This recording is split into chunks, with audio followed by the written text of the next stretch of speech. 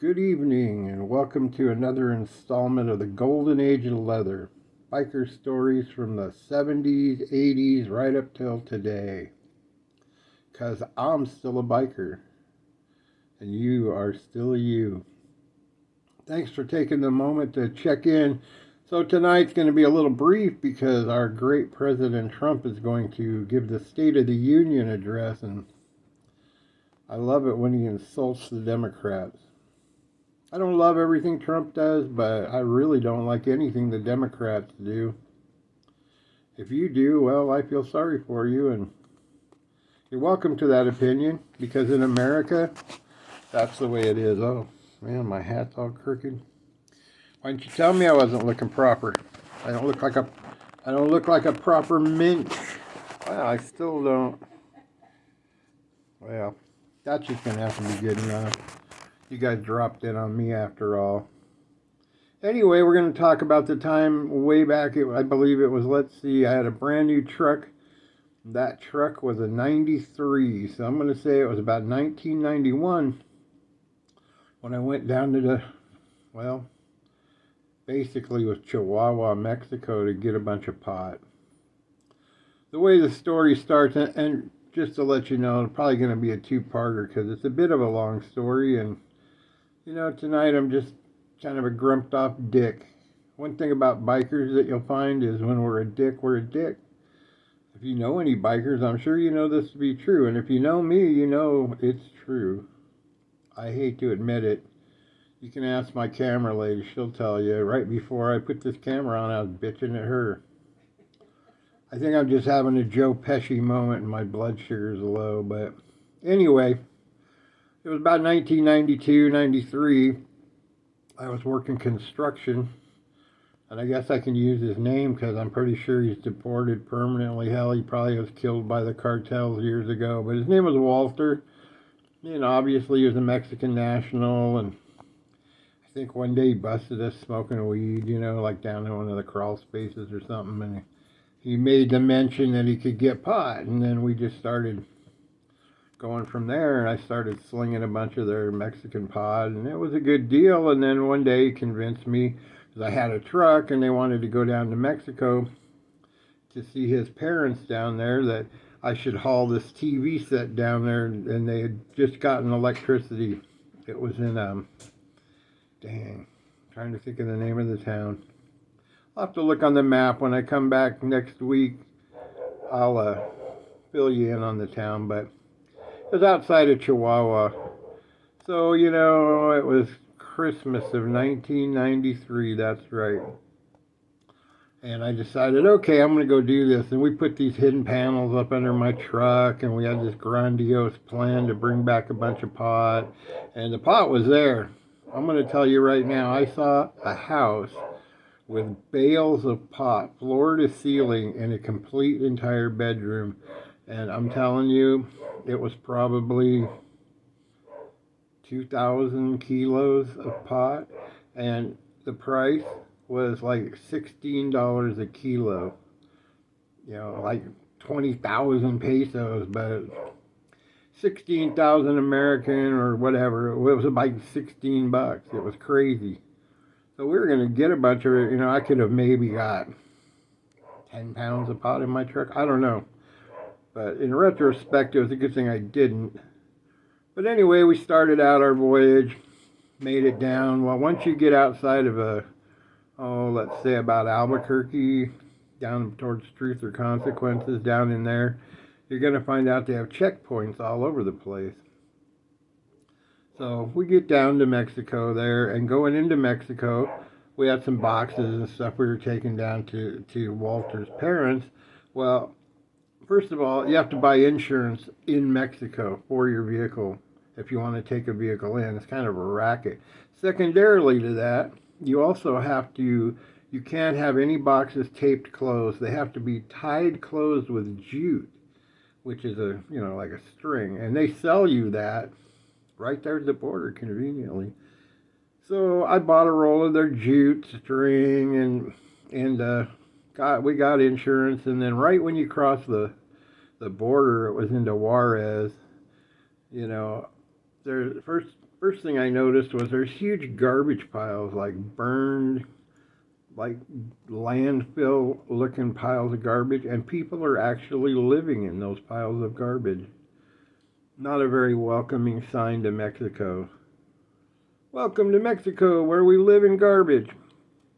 Anyway, when you get to a stoplight, the little kids run out and they want to wash your window or sell you gum and a newspaper or whatever. If you don't at least buy something or give them some money, they'll rip your wiper blades off your window, off your car, and run. And if you are stupid enough to try to chase them, it'll probably be the last time you were seen alive. They just told me, those guys said, here, just give him this, give him this, give him this, you know. Cool enough. We stopped at a little convenience store in Rogelio. I guess that's Spanish for Roger. I don't really know. He went in there and he comes out with a couple of soft drinks, Mexican Coke, and had a little package of they were like in Tabasco sauce. He had two different ones. One is shrimp. Now the shrimp, they're smashed flat and they are nasty. They're completely saturated in Tabasco, but they got the shells and the head and I'm sure the guts and everything. But that's not nearly as nasty as the other treat that he had, which was champlains, which is grasshoppers. That's a delicacy in Mexico, man. They love them fucking things. I've eaten a grasshopper when I was going 70 and one flew in my mouth. But that's as close as I've come, and I prefer to not eat them. Although, you know, John the Baptist lived on locusts and honey. A locust is kind of like a grasshopper. Although, like Jiminy Cricket, he looks just like a grasshopper, but he's a cricket, and crickets look nothing like grasshoppers. But Walt Disney, he was a crackhead, anti-Semitic pile of garbage that liked mice. Mice will kill you, man. Don't get around their droppings that are fresh or you'll get hantavirus, and that's a hell of a way to go. Anyway, I digress. So we traveled down through Mexico. Now, the girl I was living with at the time, she was a sweet gal, you know. We fought like the Dickens, but she had given me a big old box full of candy bars, and like I had like Penthouse and Hustler and a couple Easy Riders, and I don't know why I had those, but I did. And we traveling down there. We get pulled over probably at least 3 times at these checkpoints down in Mexico. And they want to look under your vehicle and look over your vehicle. And if you're a weirdo like me, you know, of course I had a cowboy hat on. And I tried to fit the part. But sadly, what was going on in Mexico at the time is, one, it was an election year for, I remember the guy's name, Ernesto Zedillo. I'm like, what's the dealio? And also there was an uprising in southern Mexico at Chiapas, and they were looking for gringos bringing guns. And then on the way out, they were looking for gringos smuggling weed. So I was under the gun initially right away. But we made it down to... finally made it down outside of Chihuahua to a place called the Villa Amada, and that's where this little farm was outside of Chihuahua there, and got out there, and you know, it's a bunch of people live there. And this is where I made an interesting discovery about Mexican men. During the day, they're all like, oh, the señoritas, but when they get drunk on too many cervezas and Don Pedro, they want you to call them sugar, and they think you're an attractive guy, and homie, don't play that. Anyway, I think this is a good place to stop right tonight, because like I say, El Presidente will be giving his address, and I sure don't want to miss that. You look fantastic tonight, by the way. Oh, yeah. Yeah, you're hot. Well, not you. You know who I'm talking to. Anyway, when we pick up tomorrow or the day after tomorrow, we'll pick up where I'm in Mexico, out on the ranch. And I'll tell you one quick note about that. It's like at dinner time, you're a guest, so you eat first. So you go in the kitchen, sit down, you eat, everybody's standing in the hallway outside the kitchen watching you eat. A bunch of hungry cowboys that have been working their ass off all day, and you're a fat gringo eating. And here's another thing: the refrigerator was probably a welcome thing because the meat is all dried. If you're going to eat any kind of meat, they boil it to get it soft. And I had a taco that just about broke what was left of my teeth. And we'll pick up the rest of that, snorting lines of Coke and drinking Don Pedro and looking like a king of the hill there where they all stand in the alley shaking their heads going, yep. We'll get to that part on the next installment.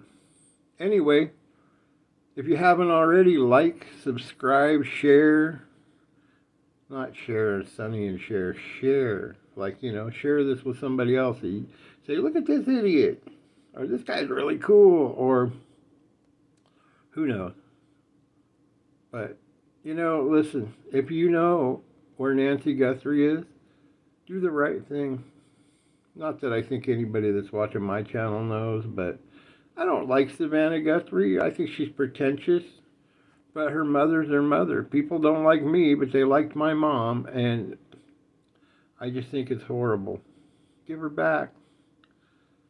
Okay? Anyway, you all have a wonderful evening, and we'll tune in for part 2 in a couple of days. Like, subscribe, share. Did I say subscribe? Peace.